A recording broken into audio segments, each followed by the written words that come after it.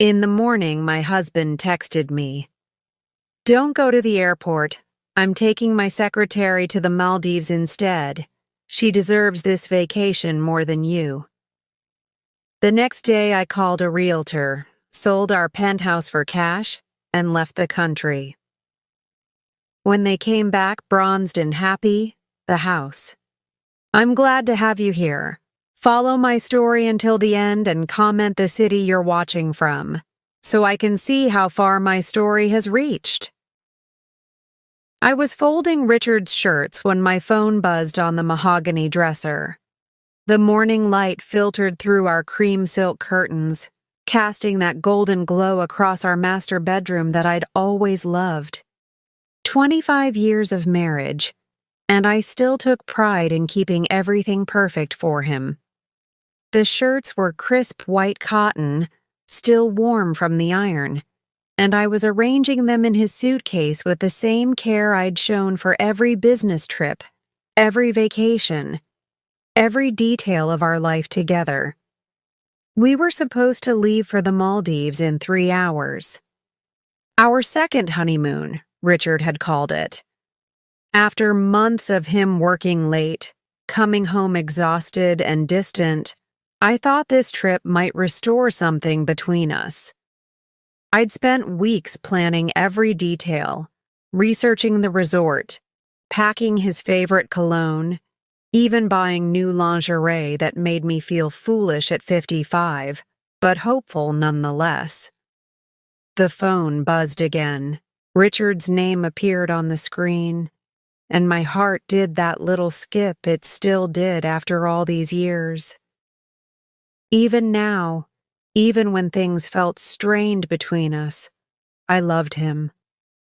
I swiped to open the message, expecting maybe a reminder about our departure time or a sweet note about our upcoming getaway. Instead, I read words that shattered my world in an instant. "Don't go to the airport. I'm taking Jessica to the Maldives instead. She deserves this vacation more than you." I read it once, twice, 3 times. The words didn't change. They sat there on my screen, cold and clinical, as if he were canceling a dinner reservation instead of destroying our marriage. Jessica, his secretary, the 29-year-old with the bright smile and ambitious eyes who'd started working at his firm 6 months ago. My legs gave out. I sank onto our bed, still holding his perfectly folded shirt in my hands. The phone slipped from my fingers and clattered onto the hardwood floor, but I barely heard it. All I could hear was the rushing of blood in my ears, the sound of my heart breaking so loudly it seemed to echo off the walls. "Jessica deserves this vacation more than you." Those words played on repeat in my mind. More than me. The woman who'd supported his career for 25 years, who'd given up my own dreams of architecture to become the perfect corporate wife. The woman who'd organized countless dinner parties for his colleagues, who'd smiled and nodded through years of his subtle criticisms, who'd made his life so smooth and effortless that he'd forgotten I was even there. I looked around our bedroom, really looked at it for the first time in years. Everything was exactly as I'd arranged it. The antique vanity where I sat every morning, applying makeup to hide the exhaustion from staying up late managing our household. The walk-in closet where my clothes hung in perfect order, organized by color and season, while Richard's side looked like a hurricane had hit it because he knew I'd clean it up.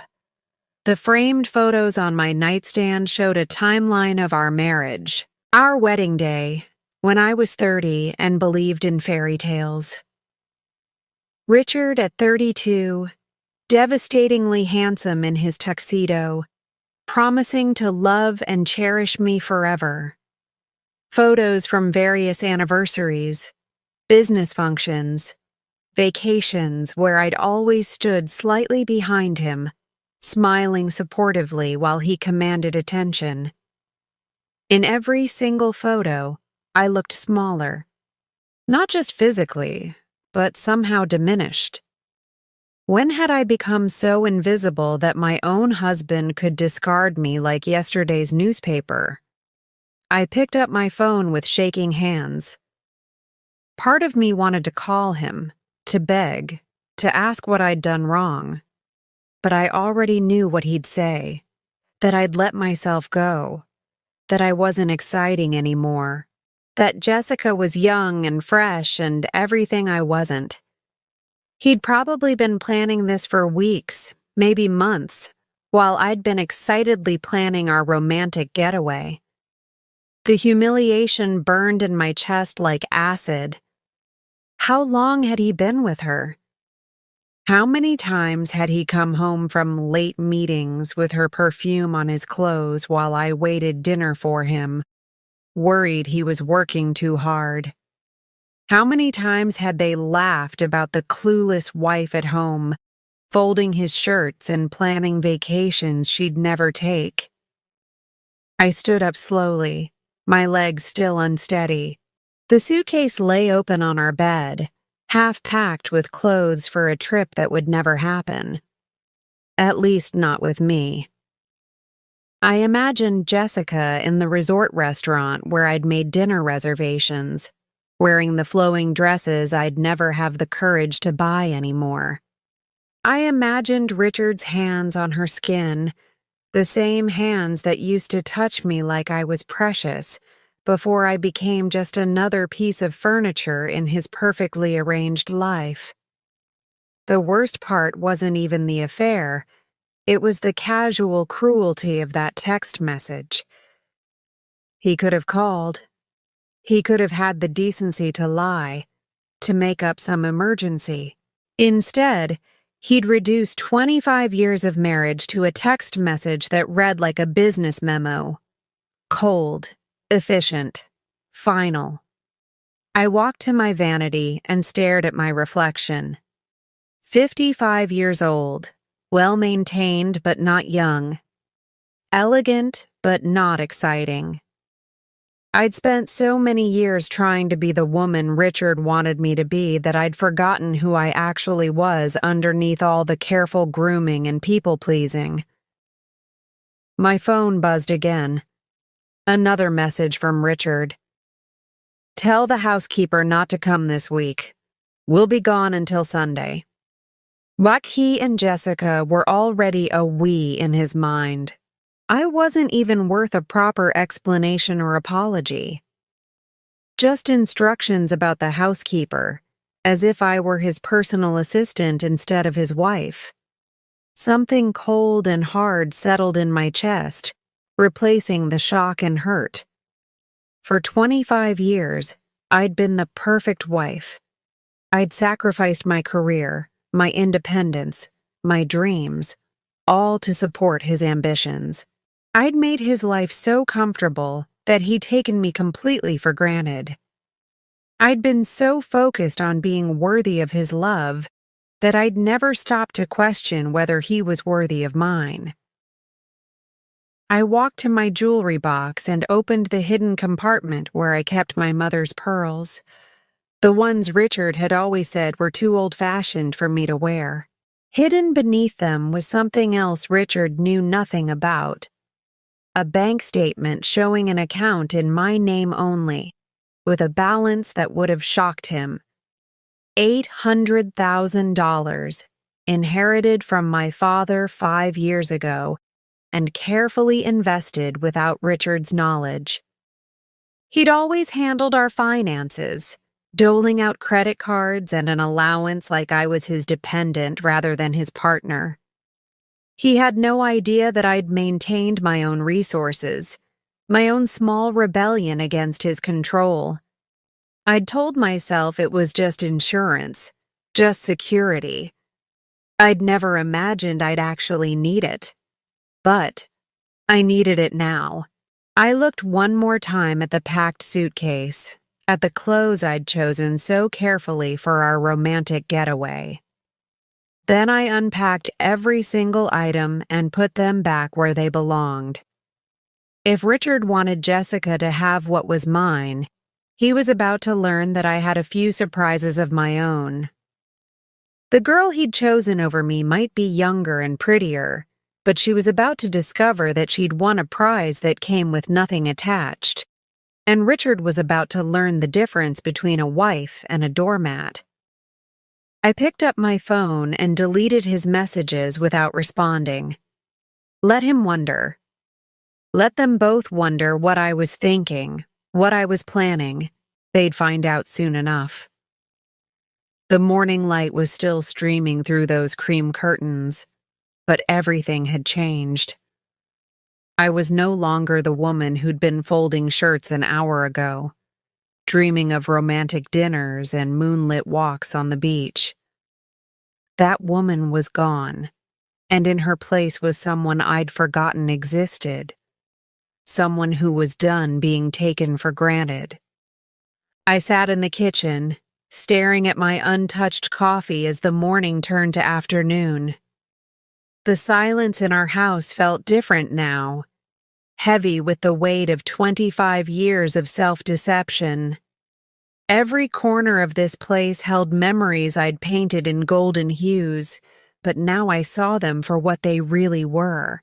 This kitchen had been my domain, where I'd created thousands of meals Richard barely noticed. The marble countertops I'd chosen so carefully, thinking he'd appreciate my taste. The commercial-grade appliances I'd requested, dreaming of cooking elaborate dinners for his colleagues. Everything designed to make me the perfect hostess for his career advancement. I remembered the early years, when I still had my architecture firm. I'd come home energized from designing office buildings and residential complexes, eager to share my day with Richard. But his work was always more important, more demanding, more deserving of discussion. Gradually, my stories became shorter, then disappeared altogether. It was easier to listen to him talk about his cases, his clients, his triumphs. The transition happened so slowly I barely noticed it. First, it was missing one client meeting because Richard needed me at a firm dinner. Then, it was postponing a project deadline because he was stressed and needed my attention. Within 2 years of marriage, I'd restructured my entire business around his schedule. Within 5 years, I'd sold it entirely. "You don't need that stress," he'd said, stroking my hair as I cried over the contracts I was giving up. "I make enough for both of us. Focus on making our home beautiful, on supporting my career. That's more important than any building you could design." I'd believed him. I'd actually felt grateful that he wanted to take care of me financially. What I hadn't realized was that he wasn't offering to support me. He was systematically removing my independence. Every client I turned away, every project I declined, every year that passed without my name on a building's cornerstone made me smaller in his eyes. The irony was crushing now. While I was giving up my career to support his, Richard was building his reputation on the foundation of my stability. He could work late, travel at a moment's notice, take on high-profile cases because he knew I'd handle everything else. The house, the social calendar, the 1,000 details that made his life seamless. I walked to his home office, a room I rarely entered without invitation. The leather chairs smelled like his expensive cologne and the whiskey he drank when reviewing cases. His desk was covered with legal briefs and contracts, but what caught my attention was his computer screen, still open to his email. I shouldn't have looked, but I did. The emails between Richard and Jessica went back months. Not just work correspondence, but increasingly personal messages that made my stomach turn. It started professionally enough, but gradually became flirtatious, then intimate. Reading their exchanges was like watching my marriage die in real time. Working late again tonight. Margaret won't even notice. She's usually asleep by 10 anyway. Can't wait to take you somewhere beautiful. You deserve to see the world, not just this boring office. She's not like you, Jess. She's become so. Predictable, domestic. You make me feel alive again. Each message was a knife twist, but the pattern that emerged was even more devastating than the affair itself. Richard had been systematically devaluing me in his own mind, creating a narrative where I was the problem. I wasn't exciting enough, passionate enough, young enough. I'd become a burden he was graciously bearing instead of the partner who'd made his success possible. I scrolled further back, to emails from years ago. Other women's names appeared. Not Jessica, but Sarah, a paralegal. Before her, Amanda from accounting. The details were different, but the pattern was identical. Richard discarding each woman when the novelty wore off, when they started wanting more than secret meetings and hidden affection. My hands were shaking as I closed the laptop. This wasn't just about Jessica. This was about who Richard really was, who he'd always been. I'd spent 25 years believing I'd somehow failed him, that I needed to be more interesting, more attractive, more worthy of his love. But the truth was simpler and more devastating. Richard was incapable of loving anyone more than he loved the excitement of conquest. I walked upstairs to our bedroom and opened my jewelry box again. Beneath my mother's pearls was the bank statement, but under that was something else I'd hidden for years. A letter from my father, written just before he died. I'd read it once and never again, because his words had been too painful to face. "My darling Margaret," it began in his careful handwriting, "I worry about you in that marriage. Richard is charming, but charm isn't love. Love doesn't require you to become smaller to make someone else feel bigger. Your mother and I raised you to build things, to create, to take up space in the world. Don't let anyone convince you that you're meant to be invisible." He'd seen what I'd refused to acknowledge. My father, who'd built his construction business from nothing, who'd recognized ambition and drive, had spotted Richard's fundamental selfishness immediately. But I'd been so infatuated with Richard's sophistication, his confidence, his promises of the life we'd build together, that I'd dismissed my father's concerns as old-fashioned protectiveness. My father had left me that money not as an inheritance, but as an escape route. His accompanying note was brief but clear. "For when you remember who you really are." Now, sitting in the bedroom where Richard had made me feel like a guest in my own life, I finally understood what my father had seen. Richard hadn't married me because he loved me. He'd married me because I was useful. Young enough to be impressive, ambitious enough to support his career, malleable enough to be shaped into whatever he needed me to be. For 25 years, I'd tried to be worthy of him.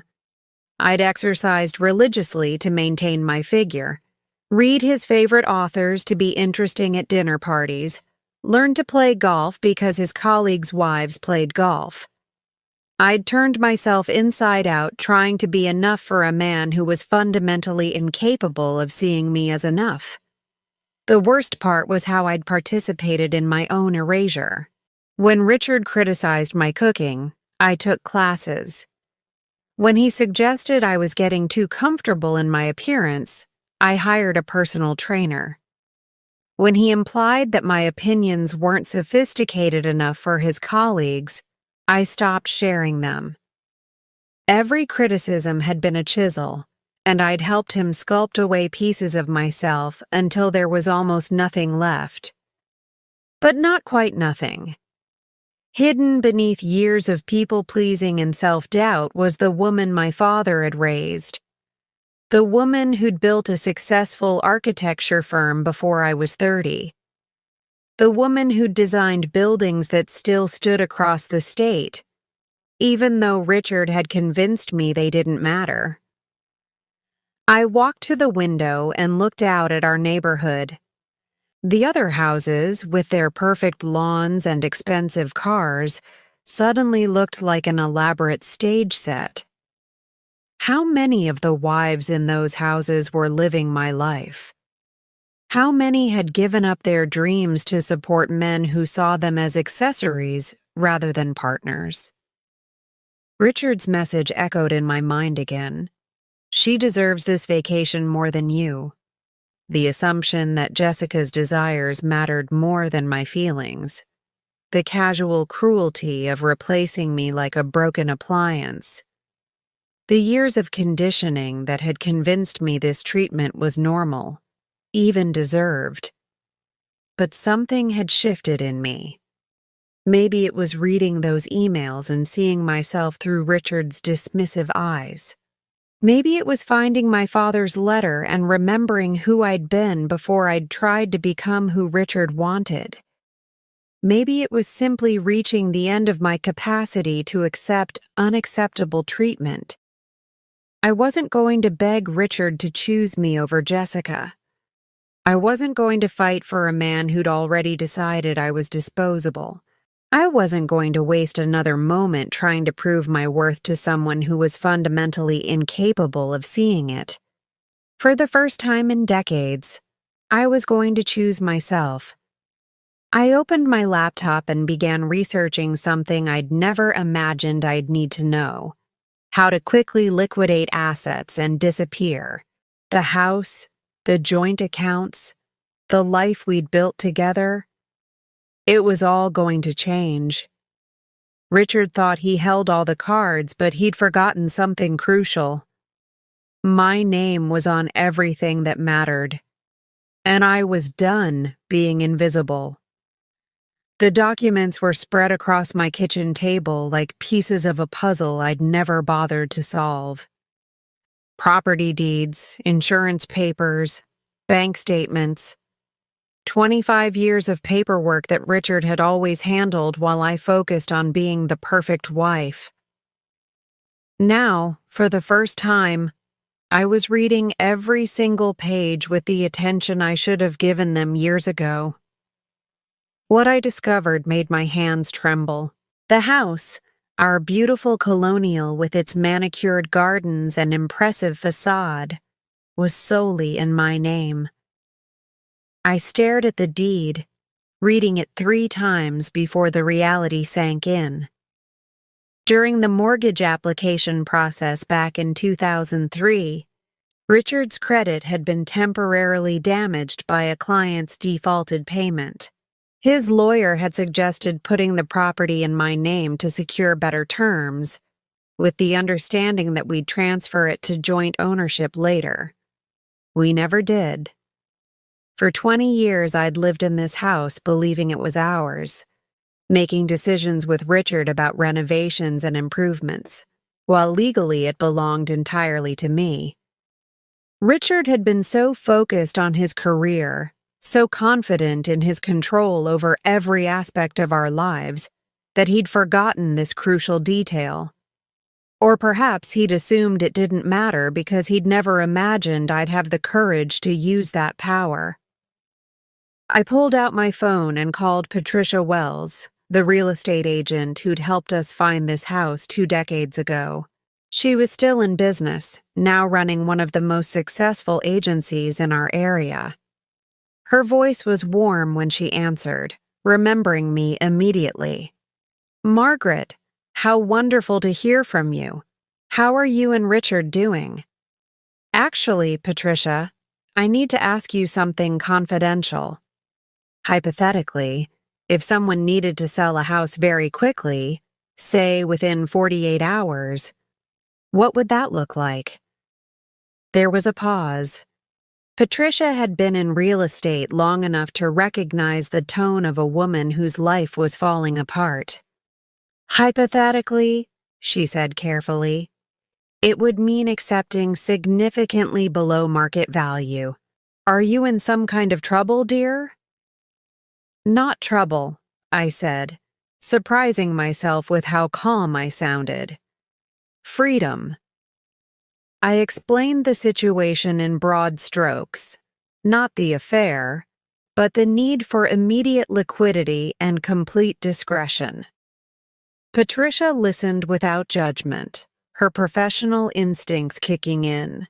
Your house would normally sell for around $1,200,000, she said. For a cash sale within 48 hours, you'd probably need to accept $900,000. Maybe $950 if we're lucky. It's a significant loss, but if you need out quickly. $900,000. It seemed like an enormous sum and a devastating loss at the same time. But what was the alternative? Stay married to a man who discarded me via text message? Fight for half of assets that I'd helped build while he rewrote history to make me the villain? Patricia, I said, I want to list it.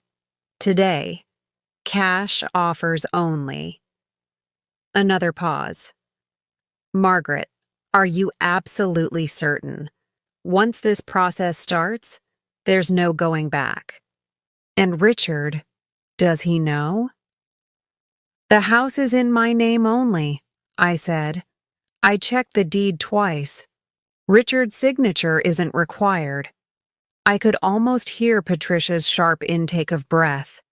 She'd been in real estate long enough to see messy divorces, but this was different. This was a woman taking nuclear action before the war had even been declared. I'll be there in an hour, she said. And Margaret? Whatever Richard did, he's an idiot. While I waited for Patricia, I opened my laptop and logged into our joint checking account. Richard had always handled the finances, giving me a credit card and an allowance like I was his teenager daughter rather than his wife. But I'd paid attention over the years, and I knew exactly how much we had and where it was. The checking account held $35,000. Our savings account had another $60,000. There was also a money market account with $40,000 that Richard thought I didn't know about. All of it was in both our names, which meant I had every legal right to access it. I transferred every penny to my private account. It felt like the first truly rebellious thing I'd done in my entire marriage. For 25 years, I'd asked permission for every purchase, justified every expense, lived within the boundaries Richard had set for me. Now I was taking back resources I'd helped earn through my unpaid labor as his personal assistant, housekeeper, social coordinator, and emotional support system. My phone buzzed. Another message from Richard. Hope you're not sulking. This is good for both of us. You can finally stop pretending you enjoy travel. The casual cruelty of it took my breath away. Not only had he replaced me, but he was rewriting our history to justify it. All those trips where I'd planned every detail, researched restaurants and attractions, packed and unpacked for both of us, now I was the one who'd never enjoyed traveling. All those times I'd bitten my tongue when he'd criticized my choices or dismissed my preferences, now I was the one who'd been pretending. I deleted the message without responding. Let him enjoy his romantic getaway with Jessica. Let them toast their bright future over champagne I'd helped pay for. They'd have plenty of time to celebrate before they realized what was waiting for them at home. Patricia arrived exactly 1 hour later, a whirlwind of efficiency and empathy. She was in her 60s now, her hair silver instead of the blonde I remembered, but her eyes were as sharp as ever. She took one look at me and pulled me into a hug. "Whatever's happening, you're doing the right thing," she said firmly. "I can see it in your face. You look terrified and determined, which is exactly how a woman should look when she's saving herself." We walked through the house together, Patricia taking photos and making notes while I pointed out the improvements Richard and I had made over the years. The kitchen renovation that had cost $40,000, the master bathroom with its marble shower and soaking tub, the finished basement that Richard used as his man cave, complete with a bar and home theater system. "This is a beautiful home," Patricia said as we finished the tour. "Any couple would be lucky to live here. It's going to break my heart to see it sell for less than it's worth." "It's just a house," I said, and meant it. "I'd rather be free than rich." She squeezed my hand. "I know several investors who buy properties like this for renovation and resale. They pay cash and move fast. Let me make some calls." Within 3 hours, Patricia had 2 serious offers. The first was for $875,000, available for closing within 5 days. The second was for $900,000, with closing scheduled for the next afternoon. I chose the second option without hesitation. "Are you sure you don't want to wait and see if we can get a better offer?" Patricia asked. "I know this feels urgent, but even another day might—" "No," I interrupted. "Tomorrow afternoon. I want this done before they come back from their trip." That evening, I began the process of erasing myself from the life I'd built with Richard. I called our housekeeper, Maria, and told her to take the week off with pay. I couldn't bear the thought of her arriving to find the house empty and wondering what had happened to the family she'd served for 8 years. I went through our photo albums, taking only the pictures of myself before marriage and a few family photos with relatives who were mine, not Richard's. Everything else, our wedding pictures, vacation photos, images of dinner parties and corporate events, I left exactly where they were. Those weren't memories of my life. They were documentation of my performance as Richard's wife. In our walk-in closet, I packed only the clothes that felt like me, not the conservative suits Richard preferred for corporate events, or the cocktail dresses he'd chosen for firm parties, but the casual clothes I wore when he wasn't around. Jeans and sweaters, comfortable shoes, the flowing skirts and colorful blouses I'd gravitated toward before I'd learned to dress like an extension of his professional image. I found myself standing in front of my vanity, looking at the jewelry Richard had given me over the years. The tennis bracelet for our 10th anniversary, the diamond earrings for my 40th birthday, the necklace he'd surprised me with after his biggest case win. Beautiful pieces, all of them, but they felt like shackles now, symbols of a transaction rather than gifts of love. I left them all in their velvet boxes. The only jewelry I took was my mother's pearl necklace and the simple gold locket my grandmother had given me when I graduated college. Pieces that belonged to my history, not my performance. The hardest part was writing the note. I must have started it 20 times, trying to find words that would explain 2.5 decades of growing disappointment, the slow erosion of my sense of self, the moment when his casual cruelty had finally shattered my willingness to accept the unacceptable. In the end, I kept it simple.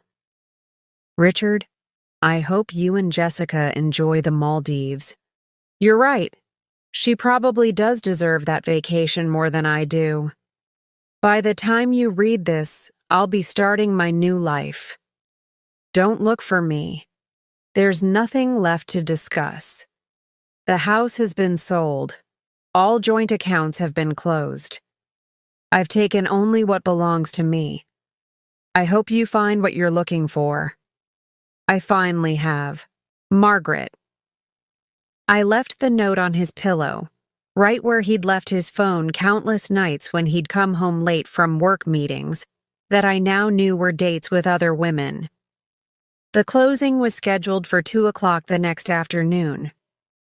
By 3 o'clock tomorrow, I would no longer be Mrs. Richard Henley, suburban wife and professional hostess. I would just be Margaret again, for the first time in 25 years. The woman who was about to emerge from the ashes of this marriage wasn't the broken, submissive creature Richard thought he was abandoning.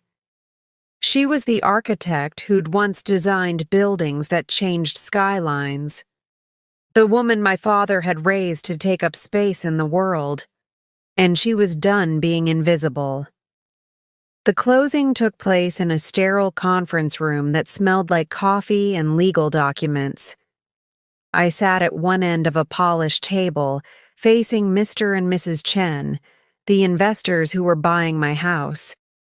They were a quiet couple in their 50s, clearly experienced in these types of transactions.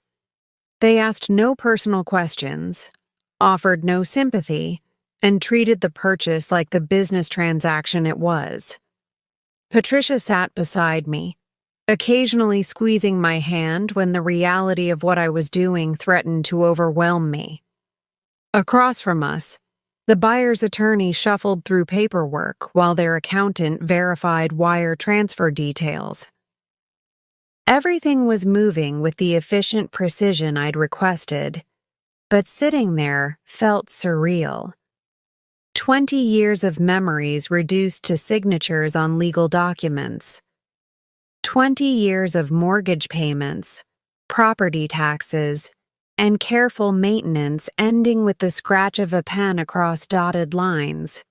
But with each signature, I felt lighter. Each page that transferred ownership away from me was another chain broken, another piece of Richard's control over my life dissolved. The wire transfer has been confirmed, the buyer's attorney announced at 2:45. $900,000 has been deposited into the account ending in 7439. $900,000. Combined with my inheritance account and the joint funds I'd transferred, I now had access to over $1,700,000. More money than I'd ever imagined having control over, and certainly more than Richard knew I possessed. "Congratulations," Mrs. Chen said as we stood to leave. "I hope your fresh start brings you everything you're looking for." Fresh start. The words felt like a benediction. Patricia drove me back to what had been my house one last time. The new owners wouldn't take possession until Monday, giving me the weekend to finish my preparations. But standing on the front porch, looking at the home where I'd spent my entire adult life, I felt no nostalgia, only relief. "Where will you go?" Patricia asked as we stood in the foyer. The house already felt different, emptied of its power over me. "Tuscany," I said, surprising myself by speaking the dream aloud. "I've always wanted to see the hill towns. Maybe rent a villa for a few months while I figure out what comes next." Patricia smiled. "That sounds perfect. And Margaret? When Richard comes home and realizes what you've done, he's going to try everything to track you down. Are you prepared for that?" I was. That morning, I'd met with Thomas Chen, my private banker, to set up offshore accounts and international wire capabilities. I'd applied for expedited passport renewal. I'd researched extended stay visas for Italy. Every detail had been planned with the same meticulous care I'd once devoted to Richard's dinner parties. "He can try," I said, "but I'm not the same woman who was folding his shirts 3 days ago." That evening, I made one final tour of the house, saying goodbye to the life I was leaving behind. In the kitchen, where I'd prepared thousands of meals, I left a bottle of Richard's favorite wine with a note attached: "For your celebration." In his office, I placed the financial documents showing the closed accounts where he'd be sure to find them. I wanted him to understand exactly what had happened and exactly who had done it, but the real message was in my absence itself. Richard had spent 25 years teaching me that I was replaceable, forgettable, unworthy of basic respect. Now he would learn what life looked like when I actually disappeared. I slept that night in a hotel near the airport, my suitcases packed with only the essentials for starting over. The bed felt unfamiliar, but not uncomfortable. For the first time in decades, I wasn't lying awake wondering if Richard was really working late or if I'd failed him somehow. I wasn't planning his schedule or worrying about his needs or trying to anticipate his moods. I was thinking about myself, about the woman I'd been before marriage, and the woman I might become now that I was free to discover her again. My phone had been buzzing intermittently with calls from numbers I didn't recognize. Richard must have realized something was wrong when I didn't answer his messages from the Maldives. But I'd already changed my number and forwarded my mail to a service that would hold everything until I decided what I wanted to keep from my old life. The next morning, I boarded a flight to Florence with nothing but carry-on luggage and a heart that felt lighter with every mile between me and the life I was leaving behind. As the plane lifted off, I looked down at the Connecticut landscape where I'd spent half my life trying to be someone else's idea of perfect. I'd spent the flight researching properties in Tuscany, virtual touring villas, and apartments online. By the time we landed in Italy, I'd found what I was looking for: a restored farmhouse outside Montalcino, available for a 6-month rental. It had stone walls, a terrace overlooking rolling vineyards, and most importantly, no history of disappointment or compromise. The property manager, a warm woman named Francesca, met me at the villa with keys and a bottle of local wine. The house was even more beautiful than the photos suggested. Afternoon light streamed through tall windows onto terracotta floors. The kitchen was rustic but well-equipped, designed for someone who cooked for pleasure rather than obligation. The master bedroom had French doors that opened onto a private terrace where I could see nothing but olive groves and sky. "Is beautiful, yes?" Francesca asked as we completed the tour. "You will be happy here, I think. The house? She welcomes women who are finding themselves. Finding themselves.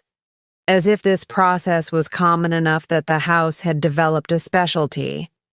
I wondered how many other women had stood on this terrace, looking out at the Tuscan countryside while rebuilding their lives from scratch. That first evening in my new temporary home, I opened the wine Francesca had left and walked out onto the terrace as the sun set behind the hills. The silence was profound, not the tense quiet of a house where conversation had died, but the peaceful stillness of a place where I could finally hear my own thoughts. My phone showed several missed calls from Connecticut numbers, probably lawyers or friends who'd heard about the house sale. But I wasn't ready to explain or justify my choices to anyone yet. This time was mine. This space was mine. This silence was mine.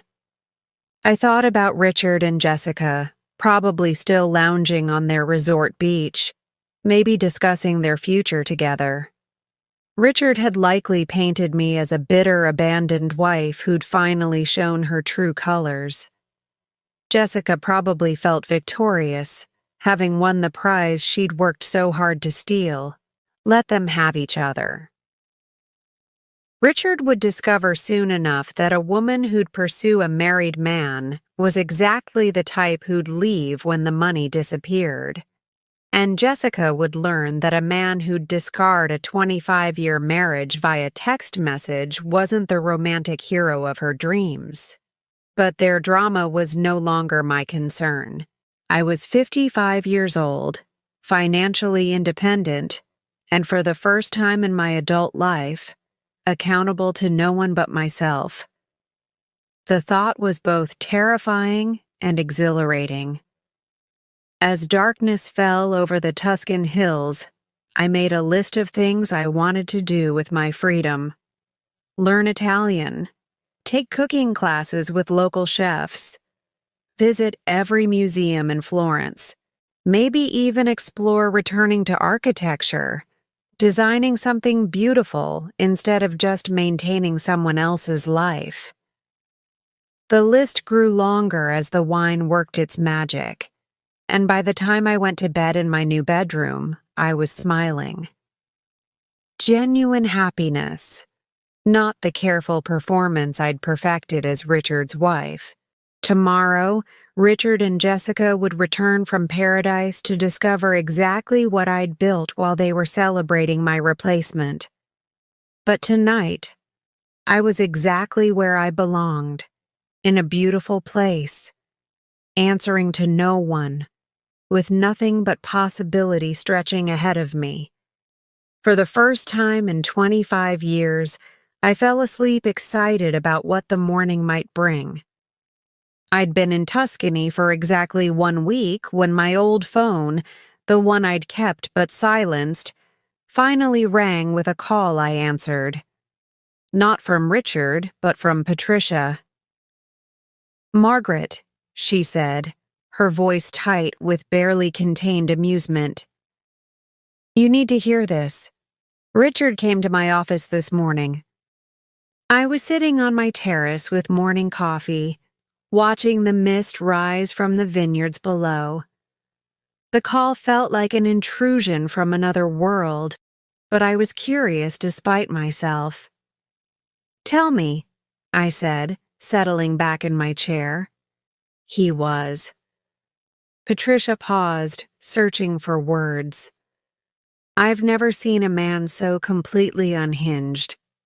He stormed into my office demanding to know where you were, threatening to sue me for participating in an illegal property sale. His face was this horrible red color, and he kept pacing around my office like a caged animal. I could picture it perfectly. Richard's carefully controlled facade cracking when he realized he'd lost control of the narrative. "What did you tell him?" "The truth.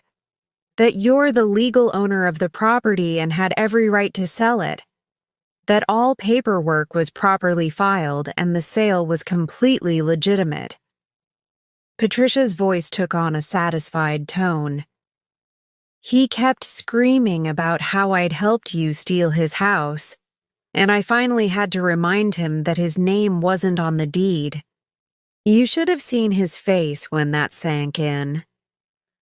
I sipped my coffee, feeling oddly detached from the drama unfolding back in Connecticut.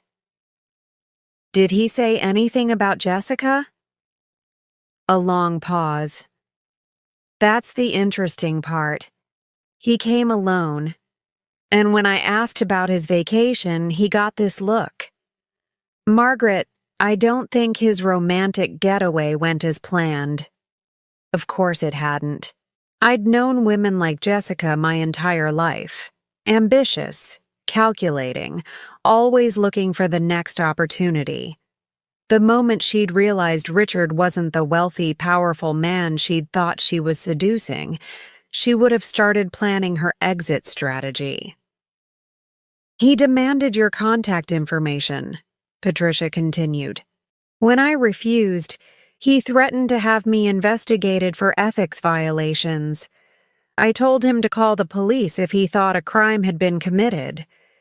He stormed out, but not before telling me this wasn't over. After Patricia hung up, I turned off the phone completely. Whatever Richard was planning, whatever legal threats he was making, none of it could touch me here. I'd covered every detail, consulted with lawyers who specialized in asset protection, and made sure every action I'd taken was completely within my rights. But Richard's anger wasn't really about the legality of what I'd done. It was about the complete destruction of his carefully constructed world. For 25 years, he'd controlled every aspect of our marriage, from finances to social scheduling to how I presented myself in public. He'd trained me so thoroughly to seek his approval that he'd forgotten I'd ever been capable of independent thought. 3 days later, my Italian phone, a new number only Francesca and my banker knew, rang at 8 in the morning. The caller ID showed an international number I didn't recognize. Margaret. Richard's voice was hoarse, stripped of its usual commanding tone. We need to talk. I should have hung up immediately, but there was something in his voice I'd never heard before. Genuine desperation. And I found myself curious about what version of Richard would emerge when his charm and control were stripped away. How did you get this number? I asked calmly. I hired a private investigator. Margaret, what you've done. This is insane. You've destroyed our entire life over a simple misunderstanding. A simple misunderstanding. Even now, even facing the complete collapse of his world, Richard was rewriting history to cast himself as the victim. Is that what you're calling it? Look, maybe I handled the vacation thing poorly. Maybe I should have discussed it with you first. But selling our house? Emptying our accounts? This is vindictive and cruel, and it's not like you. Not like me. He was right about that.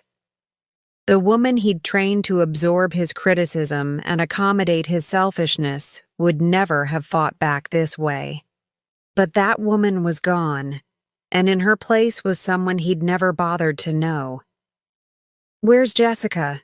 I asked. The silence stretched so long I thought he might have hung up. Finally, he spoke, and his voice was flat. She left. The day we got back and found everything. She said she couldn't be with someone who'd let his wife destroy him like this. I almost laughed. Jessica had revealed her true nature exactly as I'd predicted. The moment Richard stopped being a powerful, wealthy man with something to offer, she'd disappeared. All his romance with her had been based on a version of himself that no longer existed. Richard, I said gently, you need to understand something. This isn't about Jessica. This isn't about the vacation or any single thing you did. This is about 25 years of being treated like an employee in my own marriage. That's not, he started, but I cut him off. You replaced me with a text message, like I was a restaurant reservation you needed to cancel. Do you have any idea what that felt like? Another long silence. When he spoke again, his voice was smaller, almost childlike. I know I hurt you. But Margaret, you have to come back. I can't. I don't know how to fix this without you. And there it was.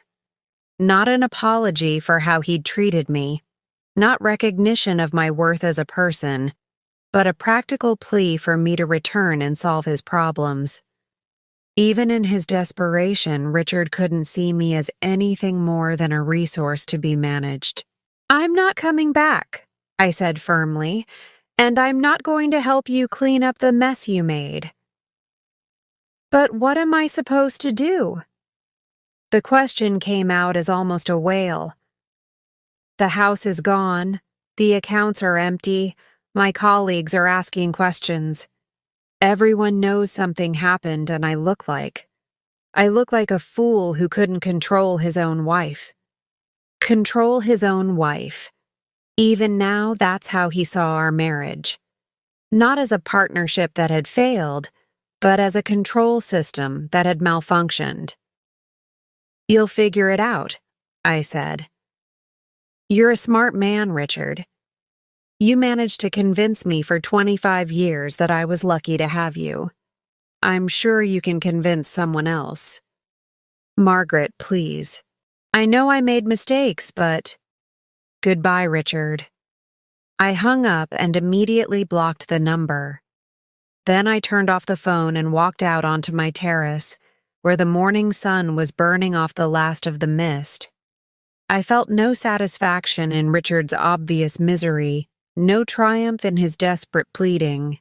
What I felt was something more profound: complete indifference to his problems. For the first time in my adult life, Richard's emotional state was not my responsibility to manage. That afternoon, I walked into the village of Montalcino and enrolled in an Italian language class. The instructor, a patient woman named Elena, smiled when I explained I was planning an extended stay. "Tuscany is good for healing," she said in careful English. "Many people come here to find themselves again." Over the following days, I established a routine that belonged entirely to me. Morning coffee on the terrace while reading Italian newspapers with a dictionary beside me. Language lessons 3 afternoons a week. Long walks through the vineyards where I photographed the changing light on the landscape. Cooking classes with a local chef who taught me to make pasta by hand and select the perfect wine for each dish. For the first time in decades, my days were my own. No schedule to coordinate around Richard's needs, no social obligations to fulfill for his career, no careful monitoring of his moods to determine whether I could share my own thoughts and feelings. 2 weeks after Richard's phone call, I received a package forwarded from my old address. Inside was a legal document, divorce papers, along with a letter from Richard's attorney demanding the return of marital assets and threatening legal action if I didn't respond within 30 days. I took the papers to a cafe in the village square and read them over a glass of Brunello di Montalcino. Richard was claiming that I'd stolen community property and demanding half of everything I'd taken, including my inheritance from my father. His lawyer had crafted a narrative where I was a vindictive wife who'd destroyed the family finances in a fit of spite. The irony was perfect. Richard, who'd spent our entire marriage controlling our finances and treating me like a dependent, was now claiming that money I'd inherited from my own father somehow belonged to him. Money he hadn't even known I possessed until I used it to escape him. I folded the papers and put them in my purse. Tomorrow, I'd call the lawyer I'd retained before leaving Connecticut and let her handle Richard's threats. Tonight, I had dinner plans with Elena and her husband Marco, who'd invited me to their family's Sunday meal. As I walked back to my villa through the golden evening light, I realized something remarkable had happened. Richard's desperate phone call, his legal threats, even the knowledge that our divorce would probably be messy and expensive, none of it had the power to upset me anymore. I'd spent 25 years walking on eggshells around his emotions, managing his reactions, living in fear of his disapproval. Now, even his rage couldn't touch the peace I'd found in this simple life I was building for myself. Richard could keep his anger, his lawsuits, and his need to blame me for the consequences of his own choices. I had something infinitely more valuable: the freedom to discover who I really was when no one was watching, judging, or trying to control me. And that freedom, I was learning, was worth every penny it had cost me to buy it. 8 months later, I barely recognized the woman I'd been when I'd first stepped off that plane in Florence. The Margaret who'd folded shirts with trembling hands while reading her husband's cruel text message felt like a character from someone else's story. I was standing in my kitchen, my permanent kitchen now, having purchased a small villa in Montalcino after falling in love with the peaceful rhythm of village life, when my Italian phone rang. The caller ID showed my American lawyer's office number. "Margaret," Sarah's voice was crisp and satisfied. "I have news about the divorce settlement. Are you sitting down?"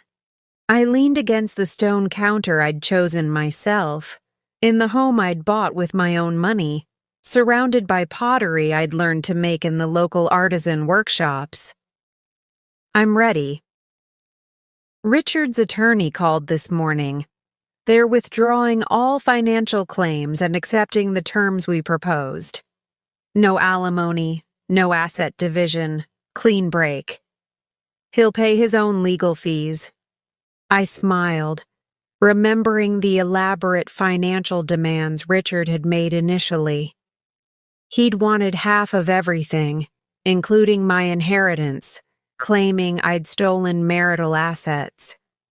His lawyer had painted a picture of a vindictive wife who destroyed the family finances in a fit of jealousy. "What changed his mind?" I asked. Sarah laughed. "Your private investigator's report arrived yesterday. Apparently, Richard's been quite busy since you left. 3 different women in 8 months. Including his current girlfriend who's been posting photos of herself in your old jewelry on social media. His law firm is also investigating some irregularities in his client trust account that date back several years." The jewelry stung a little. I'd left those pieces behind because they felt like symbols of transaction rather than love. But seeing them on another woman would still hurt. But the trust account issues didn't surprise me at all. Richard had always been careless about boundaries when they inconvenient him. "The best part," Sarah continued, "is that Jessica, remember the secretary? She's threatening to sue him for sexual harassment. Claims he promised to leave his wife for her and that she only went to the Maldives because she felt pressured to maintain the relationship or lose her job." I set down my coffee cup, genuinely shocked. "Is she serious?" "Dead serious. Apparently, after you disappeared and Richard's world fell apart, Jessica realized she could spin their affair as workplace coercion. Smart girl, actually. She's positioned herself as another victim of Richard's manipulation instead of the other woman who helped break up a marriage. The irony was breathtaking. Richard, who'd discarded me so casually, was now facing the consequences of his pattern with women. Jessica wasn't the naive victim she was claiming to be, but she was right about one thing. Richard had used his position of power to pursue her, just as he'd used his position as husband to diminish me. "So, he wants this divorce finished quickly and quietly," I said. "Very quietly. His reputation is hanging by a thread, and the last thing he needs is a messy court battle where more details about his personal life become public record." After I hung up with Sarah, I walked out onto my terrace and looked across the valley I'd come to think of as home. In the distance, I could see the vineyard where I'd started working part-time, helping with the harvest and learning about wine production. Next week, I was starting my new job as a consultant for a firm that specialized in sustainable architecture for historical renovations. My Italian had progressed from halting tourist phrases to genuine conversation. I had friends here, real friends who knew nothing about my old life except that I'd come to Tuscany to start over. Elena and Marco treated me like family, including me in their Sunday dinners and local festivals. Francesca, my former rental agent, had become a close friend who'd helped me navigate buying property and establishing residency. Most importantly, I'd rediscovered the woman I'd been before marriage. The architect who could look at a crumbling farmhouse and see its potential. The woman who could spend hours sketching design ideas or lose herself in the physical work of renovating her own home. The person who could sit in comfortable silence without feeling like she needed to entertain or accommodate anyone else. My phone rang again. This time, it was an international number I didn't recognize, but something made me answer. Margaret? The voice was tentative, uncertain. Richard's voice, but stripped of all its old authority. Richard. I kept my voice neutral. Congratulations on the new girlfriend. I heard she's posting photos in my old jewelry. A long pause.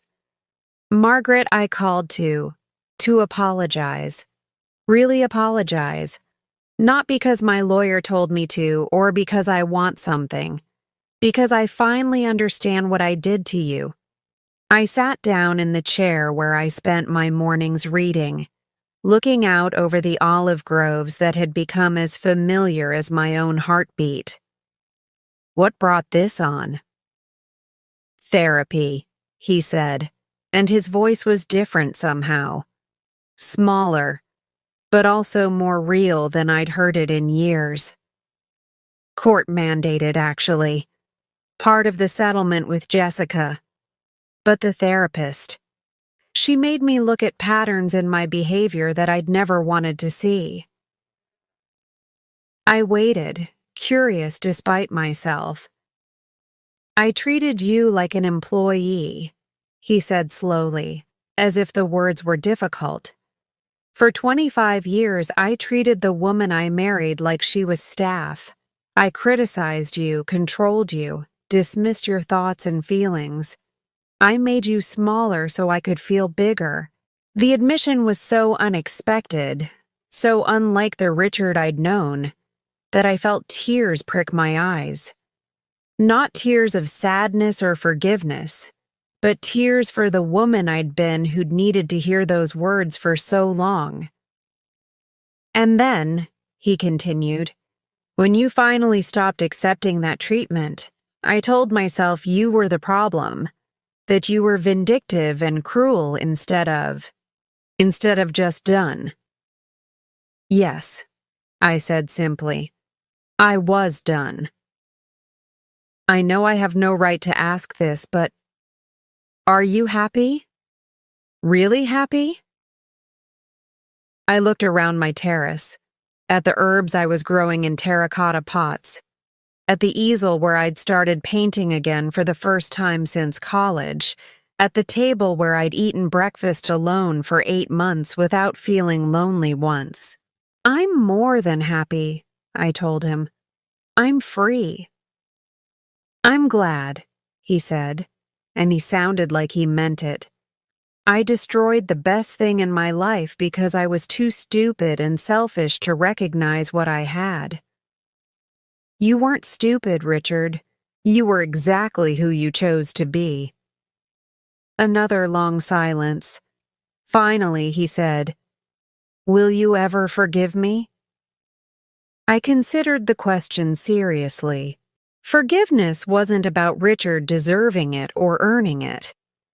It was about me choosing to release the last ties that bound me to our shared past. "I forgive you," I said.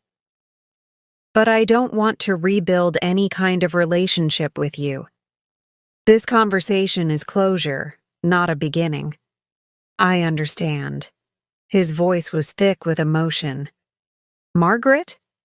For what it's worth, leaving you was the biggest mistake of my life." "No," I said gently. "Leaving me was the best thing you ever did for me." After I hung up, I sat on my terrace as the sun set behind the hills, painting the sky in shades of gold and rose that I'd learned to capture in watercolor. Richard's apology had been genuine, I believed, but it didn't change anything fundamental about my new life. I'd needed to escape him to discover that I didn't need anyone's approval to be worthy of love and respect. I'd needed to lose the life we'd built together to realize that it had never really been my life at all. It had been a performance I'd given for an audience of one who'd never appreciated it anyway. The next morning, I drove to Florence to meet with my new business partner, an Italian architect who specialized in sustainable restoration. We were proposing to transform a 15th century monastery into a retreat center for artists, preserving the historical integrity while making it fully accessible and environmentally sustainable.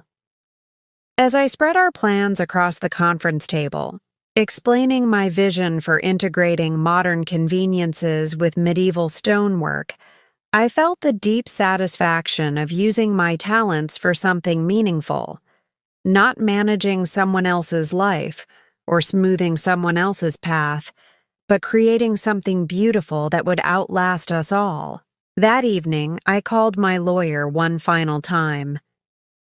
"Sarah, when the divorce papers are finalized, I want you to send me a copy, not for my files, but because I want to frame the signature page."